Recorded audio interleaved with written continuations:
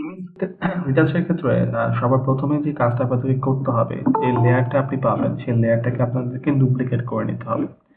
এই যে লেয়ারটা পেয়েছি আমরা, সেই লেয়ারটাকে আমরা ডুপ্লিকেট করে নিব। এখন ডুপ্লিকেট কিভাবে করবো, কেন করব? ডুপ্লিকেট করার রিজনটা হচ্ছে যেন ছবিটা কাজ করতে করতে আপনি ভুল করে নষ্ট না করে ফেলেন। হ্যাঁ, নষ্ট যেন না হয়। তো দ্যাটস ওয়াই আমরা এটাকে ডুপ্লিকেট করে কাজ করি। কন্ট্রোল জে প্রেস করবেন কিবোর্ড থেকে, কন্ট্রোল জে, দেখেন লেয়ারটা ডুপ্লিকেট হয়ে যাবে। এখন আপনি যে কোনো ধরনের কাজ করেন, করার পরে এটাকে আবার চাইলে কি আগের অবস্থানে ফেরত নিয়ে আসতে পারবেন। কি হবে? কারণ আমাদের কাছে কি আছে, একটা লেয়ার কিন্তু এখানে দেওয়া আছে, মানে অরিজিনাল যে লেয়ার সেটা কিন্তু ফ্রেশ থেকে যাবে। তো ইমেজ রিটাচিং এর জন্য আমরা যে টুল দেখবো, একটু খেয়াল করেন। ওকে, এখানে তো আপনারা যারা সিসি ভার্সন ইউজ করেন তাদেরটা হয়তো বাম দিকে থাকবে, মানে CS6। আমি এটা সিসি ইউজ করতেছি। তো তো এটার নাম হচ্ছে স্পট হিলিং ব্রাশ টুল, দেখতে পাচ্ছি স্পট হিলিং ব্রাশ টুল। তো এটা নিলাম, এটা নেওয়ার পরে এটা একটা ব্রাশ, এবং এটা তার ব্র্যাকেট দিয়ে বড় পাওয়া যায়, আবার ছোট পাওয়া যায়। দেখেন, এখন লজিকটা হচ্ছে আমার স্পটটা যতটুকু তার থেকে একটু আমার ব্রাশটা বড় হবে। তো নেওয়ার পরে জাস্ট এই স্পটের উপরে একটা ক্লিক করেন সিঙ্গেল, দেন স্পটটা কি হয়ে গেছে, অটোমেটিক রিমুভ হয়ে গেছে। ক্লিক করলাম, ক্লিক, তো যেখানে একটা স্পট আছে সিঙ্গেল ক্লিক করে দেন, সেটা কি হবে দেখবেন অটোমেটিক রিমুভ হয়ে যাবে। দেখেন, শুধুমাত্র এই টুল দিয়ে একটা অ্যাসাইনমেন্ট করা পসিবল। দেখেন, যত ধরনের স্পট ছিল সব কিন্তু আমরা কি করতে পেরেছি, রিমুভ করে দিয়েছি সবগুলো আমরা। ঠিক আছে, আর এই টুলটা কাজ করে অটোমেটিক ওয়েতে, জাস্ট সিঙ্গেল ক্লিক করবেন কাজ করবে। এখন তাই বলে এটা যদি কেউ চোখের উপরে অ্যাপ্লাই করেন, এরকম চোখটাও কিন্তু নাই হয়ে যাবে। এরপরে কি আশেপাশে ভালো কন্টেন্টকে ওই স্পটের উপরে অটোমেটিক ফেলে এটাকে একটা ফিনিশিং দিয়ে দেয়। বুঝতে পেরেছি? এরপরে যে টুলটা আছে, আমি আবার ছবিটা আগের অবস্থায় নিয়ে যাই। এর নাম হচ্ছে কি হিলিং ব্রাশ টুল। দেখেন, হিলিং ব্রাশ টুল। তো এটা আবার ক্লিক করলেই কাজ করবে। দেখেন, ক্লিক করতেছি বাট কাজ করতেছে না। তো এটা ওয়ে হচ্ছে এটা অটোমেটিক ভাবে কাজ করে না, একে সোর্স দেখাইতে হবে। কিভাবে সেটা? অল্টার ক্লিক করে আপনাকে প্রথমে কি করতে হবে, অল্টার ক্লিক করে, ক্লিক করলাম, ক্লিক করে এটার সোর্সটা প্রথমে আপনি নিলেন। দেখেন, সোর্স এখান থেকে আমরা নিয়েছি। নেওয়ার পরে এবার আমি এই যে স্পটের উপর এসে ক্লিক করব, দেখেন ভ্যানিশ। প্রসেসটা কি, প্রথমে আপনাকে ভালো জায়গাকে সিলেক্ট করতে হবে। এটা কিন্তু ওই যে স্পট হিলিং ব্রাশগুলোর মতো অটোমেটিক না। প্রথমে কি করতে হবে, আপনাদেরকে অল্টার ধরে এই যে ভালো জায়গা সেটাকে সিলেক্ট করতে হবে, দেন এখানে এসে ক্লিক, ডান। সেম প্রসেস, অল্টার ধরে ক্লিক।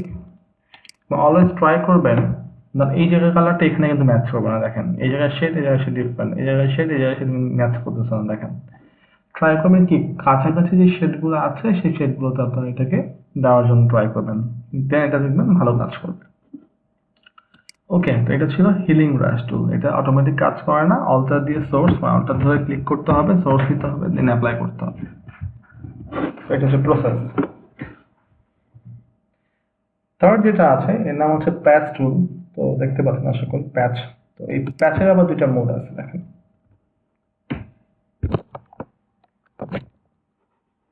একটা হচ্ছে সোর্স, একটা হচ্ছে ডেস্টিনেশন। দেখেন, তো আপনারা যারা CS6 ইউজ করেন মানে ক্লিক বাটন পাবেন আর কি। তো এটা এভাবে আছে। তো এই প্যাচের কাজ কি, প্যাচের কাজটাও সেম ভাবে স্পট রিমুভ করা, কিন্তু ওয়েটা ডিফারেন্ট। ওয়ে ডিফারেন্ট কেন বলতে, কারণ সোর্স যদি দেওয়া থাকে, আপনি স্পটটাকে সিলেক্ট করলেন, এরকম ক্লিক করে টান দিয়ে গ্লাসের মতন দেখা যায়। এখন সোর্স যেহেতু দেওয়া আছে, টান দিয়ে ভালো জায়গা দেখাই দিতে হবে। দেখেন, ওই জায়গাটা ফিল আপ হয়ে গেছে। এই চোখ দিয়েই বুঝে আপনাদেরকে, এই চোখটা তারা সিলেকশন করলেন, এখন সোর্স যেহেতু আছে ক্লিক করে টান দিয়ে ভালো জায়গা দেখাই দিতে হবে। ওই জায়গাটা এখানে কি হয়ে গেছে, রিপ্লেস হয়ে গেছে, রাইট?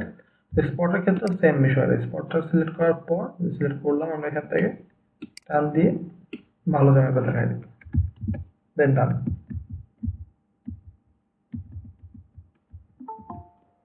বুঝতে পেরেছি? আর ডেস্টিনেশনের কাজ হচ্ছে ঠিক উল্টা জিনিসটা।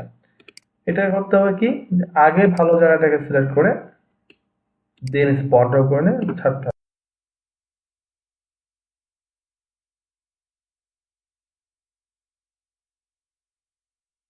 ঠিক আছে? তো কি করবো, আগে ভালো জায়গাকে সিলেক্ট করবো, দিয়ে স্পট করে ফেলবো, দেখেন ডান হয়ে গেছে। তো এই হচ্ছে প্যাচ টুল। এই প্যাচ টুলের মোট দুইটা, একটা হচ্ছে গিয়ে সোর্স আর একটা হচ্ছে গিয়ে কি বললাম, ডেস্টিনেশন। এই দুইটা মোডে মূলত কাজ করে।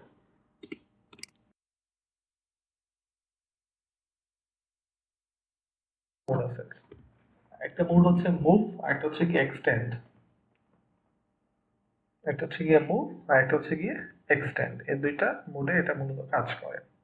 তো মুভটা আগে দেখি। ধরেন আপনি এইটার এই চোখের অংশটুকু সিলেকশন করলেন, মুভ করে এখানে নেবেন, ধরেন এখানে নেবেন, নিয়ে ছেড়ে দিলাম, দেখেন এখান থেকে ওকে কি হলো, কন্টেন্টটা ওখান থেকে একেবারে মুভ হয়ে এখানে চলে আসছে। কোন মুডে আমরা আছি, মুভ মুডে আছি বলে তার সাথে মুভ করছে এখান থেকে। বাট যদি এটা আপনার এক্সটেন্ড থাকতো তখন কিন্তু এটা দেখেন এটা দিয়ে কি হলো, তিনটা হয়ে গেল, রাইট? তো এক্সটেন্ডের কাজ কি, এক্সটেন্ড যেটা করে এটাকে বর্ধিত করে বা কপি করে। আর মুভ কি করে, মুভ যেটা করবে সেই অংশটুকুকে একবারে আপনি অন্য জায়গায় শিফট করতে পারবেন, নিয়ে চলে যেতে পারবেন। যে কোনো ধরনের কন্টেন্ট ইমেজের যে কোনো ধরনের অংশকে আপনি চাইলে এইভাবে কিন্তু মডিফিকেশন করা পসিবল। তো এবার আসেন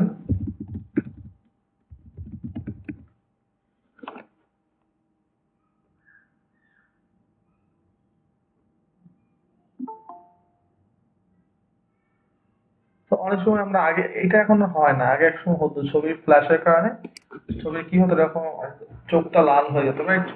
এরকম কিন্তু এখন যদিও হয় না খুব একটা, তাও দেখাই না। বড় ছবি লাগবে আমার যদিও।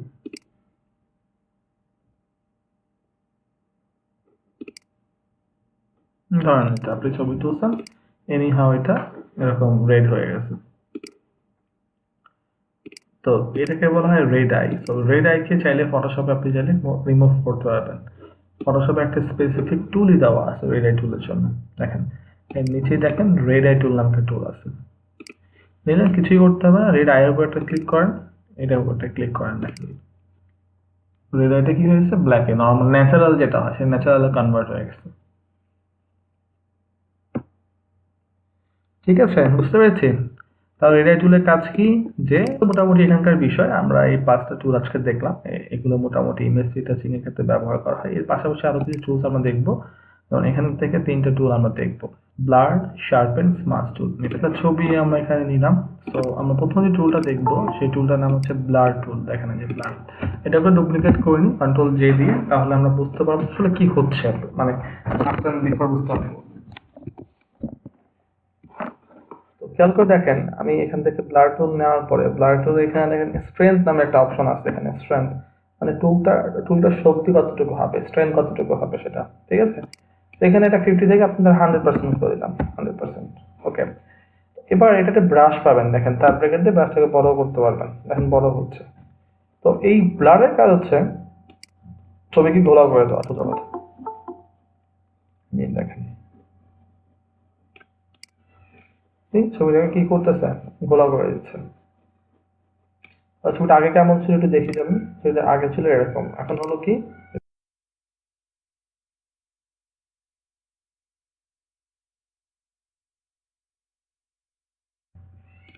আগে ছিল এমন, এখন এরকম হয়ে গেছে।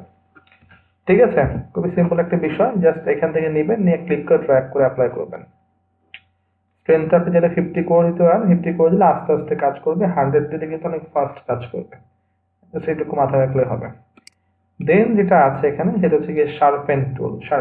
শার্পেন হচ্ছে ব্লারের রিভার্স জিনিস, যে এটা ক্লিয়ার করে, আগে থেকে অনেক বেশি শার্প করে। দেখেন এটাও ব্রাশ টুল, সেম ভাবে তার ব্র্যাকেটে বড় করে নিতেছি। তো একটু খেয়াল করে দেখেন, আমি এই সেগুলো ছবিতে জাস্ট ক্লিক করতেছি, এটাও দেখেন স্ট্রেন্থ আছে 100 করে নিলাম, তাহলে ফাস্ট কাজ করবে। দেখেন ছবি যদি গোলা গোলা জায়গা থাকে সেগুলোকে সে ক্লিয়ার করে ফেলবে। তো দেখেন আগে ছবিটা ছিল কিরকম, এরকম, এখন হয়ে গেছে কি, যে দেখেন বোঝা যায় পার্থক্য। ছবিটা আমি এটাকে শার্প করে এরকম করে ফেলছি, আগে থেকে এটা অনেক বেশি কি হয়ে গেছে, শার্প হয়ে গেছে। দেখেন দেন যেটা আছে সেটা হচ্ছে কি স্মার্ট টুল, দেখতে পাচ্ছেন এখানে স্মার্ট টুল বলছি আমরা, এটা স্মার্ট টুল। তো এটাও ব্রাশ সেম ভাবে তারপরে একটু বড় করেন। তো এই স্মার্ট টুলের কাজ হচ্ছে কন্টেন্টকে মিশিয়ে ফেলা, দেখেন এই যে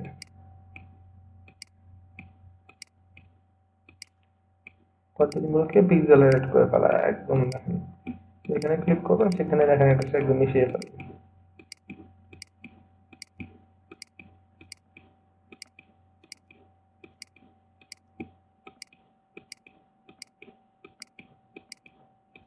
দেখা যায়?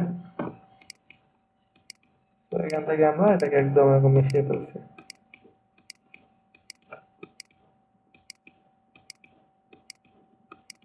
তো এটা একটা কিন্তু ডিজাইন হয়ে যাচ্ছে, সুন্দর করে করতে পারলে বিষয়টা সুন্দর লাগে।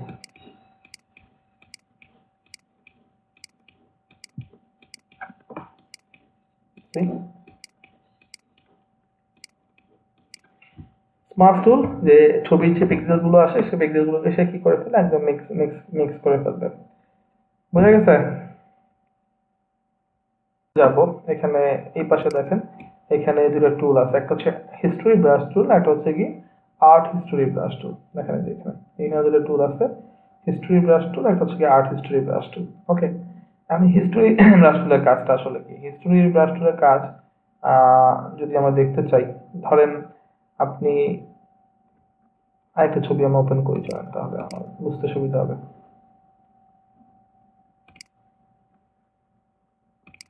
ওকে, তো এই ছবিটার উপরে আমার কোনো ব্রাশ নাই, তো এখানে ধরেন তো কোনো কিছু করলেন ছবিটাকে,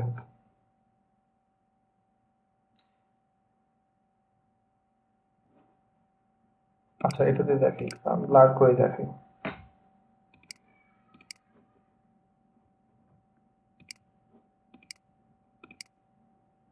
ওকে, তো এটা ডুপ্লিকেট করে দিলাম, করে আপনি এখান থেকে যে ব্লার টুল শিখলেন আজকে সেটাতে একটু ব্লার করে ফেলতেছেন, সাবজেক্ট থেকে তো ছবিটাকে ব্লার করে ফেলতেছেন।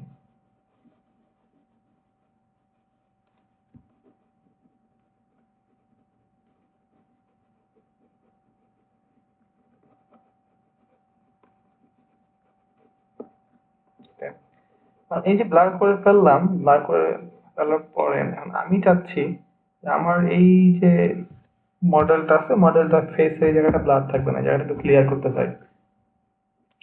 তো সে ক্লিয়ার করার জন্য যেখানে এখানে হিস্ট্রি ব্রাশ টুল আছে এটাকে বড় করে নেন। তো এই টুলটা কাজ মূলত হচ্ছে ছবির আগের অবস্থানে ফেরত নিয়ে আসলে যে কোনো কিছু করেন, আপনি কালার অ্যাপ্লাই করেন, হ্যাঁ যেটা সেখানে নেই বলে কোনো গ্রাডিয়েন্ট বা নিসেসুয়েট করেন, সামনে ক্লাস হয়তো শিখবেন। তো এটা দেখাচ্ছি, দেখেন যে ওই জায়গাটাকে দেখেন সে আস্তে আস্তে কি ফেসটা কি আগের জায়গায় সে ফেরত নিয়ে আসছে, দেখেন পুরো ছবিটাই ব্লার, তো ফেসের অংশটা কি ব্লার নাই। আর শুধুমাত্র ব্লার না, যে কোনো টুলে আপনি যদি অ্যাপ্লাই করেন, যে কোনো ইফেক্ট আপনি এখানে অ্যাপ্লাই করেন, হিস্টোরি ব্রাশ টুলতে ক্লিক করলে পুরোটা যদি ক্লিক করি ছবি পুরোটা আবার আগের অবস্থানে ফেরত চলে আসবে। তো এটার কাজ হচ্ছে ছবির হিস্টোরিটাকে ব্যাক করে, ছবিটা অ্যাজ ইট ইজ যেমন ছিল ঠিক ওই জায়গাটা সে এটাকে ফেরত নিয়ে আসবে।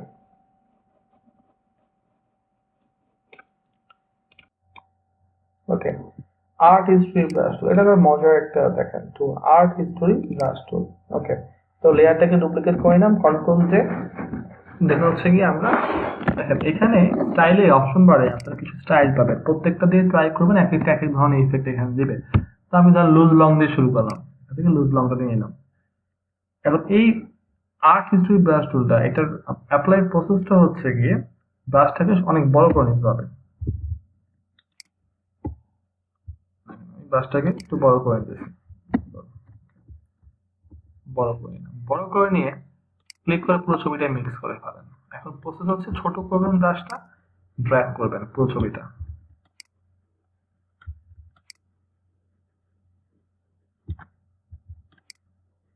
তো প্রথমে মনে হয় যে ছবিটা নষ্ট হয়ে গেছে, রাইট? বাট যত ছোট করবেন আর ড্র্যাগ করবেন তত আস্তে আস্তে ছবিটা কিভাবে ব্যাক করবে, দেখেন আগের অবস্থা।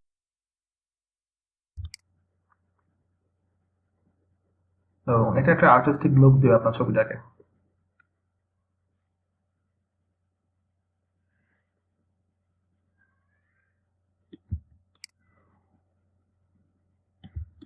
তো এই লুজ লং এটা একটা ইফেক্ট, হ্যাঁ। টাইট শর্ট এটা অনেকগুলো আছে, জাস্ট প্রসেসটা বড় করে আস্তে আস্তে ছোট করবেন আর ড্র্যাগ করবেন।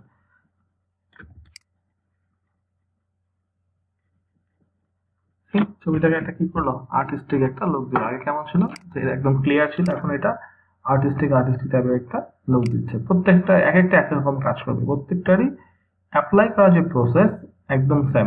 ব্রাশটা বড় করে নেবেন, বড় করে দেন অ্যাপ্লাই। আমি আরেকটা দেখাই।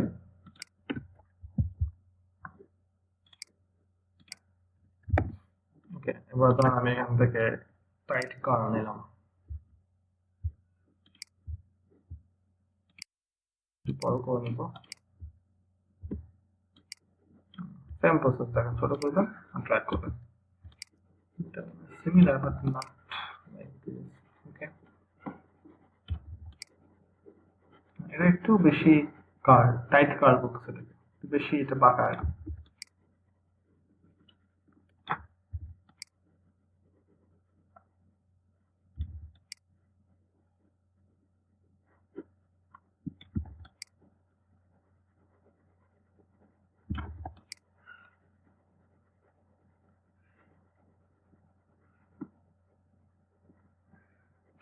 তো কালারফুল ছবি হলে এই ধরনের কাজগুলো করতে ভালো লাগে, মানে ভালো আউটপুট পাবেন। আর অন্য টাইপের এক টাইপের ছবি কালার হলে দেখতে ভালো লাগে না।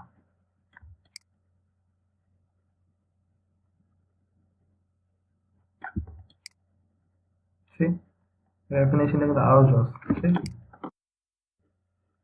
ওকে, বুঝতে পেরেছি।